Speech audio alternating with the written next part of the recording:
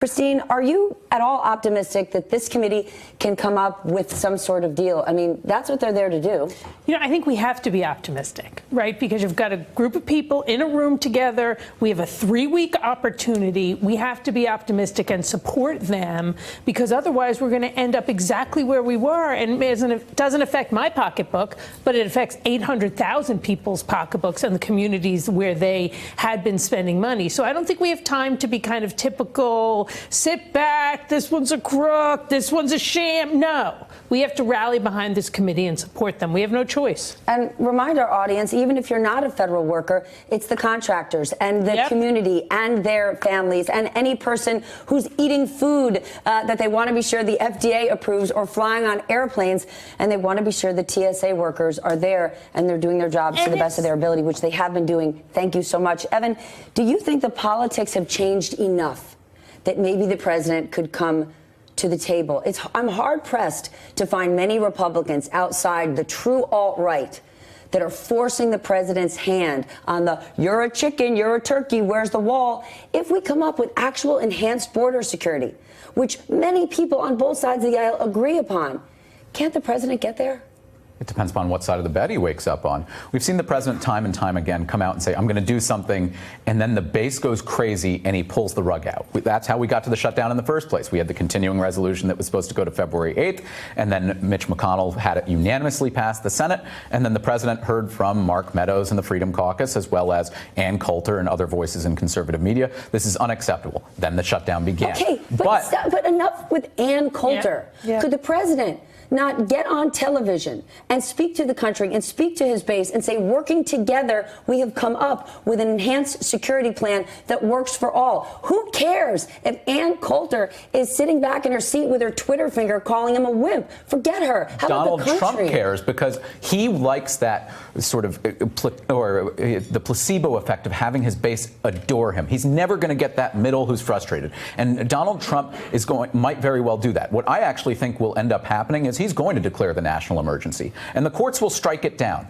And then that gives him the political out to say, see, I tried to get you that wall, but it's those dang activist judges who stopped you. And it's going to be more and more of the stupid and the complete gridlock in government. And I think that we saw, and we started to see it in polls last week before the shutdown ended, that there were a segment of the population who didn't blame Democrats for the shutdown itself. They blamed Donald Trump, but they saw Democrats and Republicans not coming together and just being adults in the room and saying, all right, let's do some wall, something, because government needs to work. We can't have 800,000 federal workers out of work, plus over 1 million contractors, plus all these local businesses throughout the country being impacted. Which is why these 17 Republicans and Democrats have an opportunity to come up with a solution together that might not play to a wall that is so that is supported by so few. And if it's not veto-proof, Donald Trump can scuttle the whole thing. Fine, then he'll have to own that. Christine, I want to share what House Minority Leader Kevin McCarthy said on Meet the Press about the pressure that Democrats are under.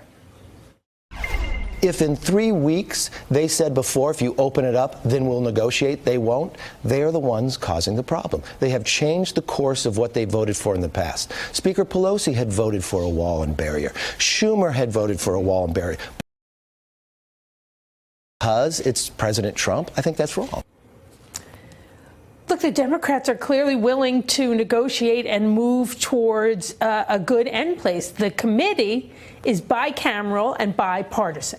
So this representation that Democrats are standing on the sideline is just factually untrue.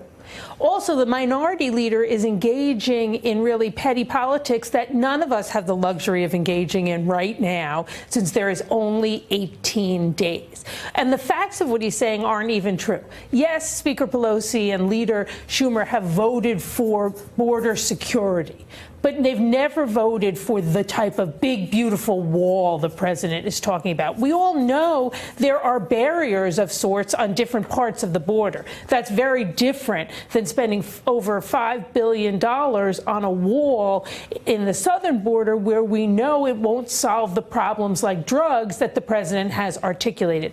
We all really need to take a deep breath. The drugs that mostly come in through our legal ports. Exactly, exactly. That's why one of the reasons this makes no sense. I really hope we can all, for 18 days, take a little bit of a political deep breath. I'm with you. And just, you know what, and A lot of what you said about the president is correct, but also the president went for the longest shutdown in history. Nancy Pelosi and Chuck Schumer did not budge. It's a different ballgame. So he may have Ann Coulter calling him wimp on Twitter, and he probably will, but he also has Nancy Pelosi not moving. He's in a box, and he's going to have to act differently because he's used to people blinking first. Evan, the other thing is, in being a deal maker, if this is about the art of the deal, a deal maker is not a winner take all. It's let's make a deal. So if Democrats work with Republicans on this committee and show up to the White House with something for the president, and he then denies it and he vetoes it, isn't he then boxed in? You know, for every Kevin McCarthy out there who wants to say Democrats are doing nothing and they're just being obstructionists, he'll be clowned in 18 days when they show up and say, well, we actually have something. Hakeem Jeffries this weekend is already talking about enhanced border security. Well, he's been a clown since day one in the White House. So, okay, but that's irrelevant. But I think that you're seeing he's always going out and playing toward his base, and it's what his base cares about. He's never tried to govern toward the middle or even to try and win over some Democrats. And I don't know where he comes down on this. He's saying we're going to do it. We're going to do the enhanced border security, and we've got to have a wall if we got to have in order to have a country. And I don't think that works. I think that the president is going to be there, and he's going to really hold this committee's feet to the fire. You saw him on Twitter this weekend talking about how he's going to get strong borders and how he was also saying, oh, no, I didn't surrender. We also heard from several of his surrogates that the whole reason the president agreed to this continuing resolution was because he was winning the argument. They are off in la-la land if they actually believe that. The bottom line is this president is weak, he is isolated, and he is impotent. And now he's becoming even more dangerous because he's a cornered animal. And whatever comes out of this committee, I hope something great that's a good compromise that shows Washington can still work comes out of it. But the real X factor is Donald Trump. I'm with you. People over politics for the next 18 days. Yeah, we've got to go there because 800,000 people and the contractors and the supermarkets on Main Street all over the country. Everything you're saying about the president is true.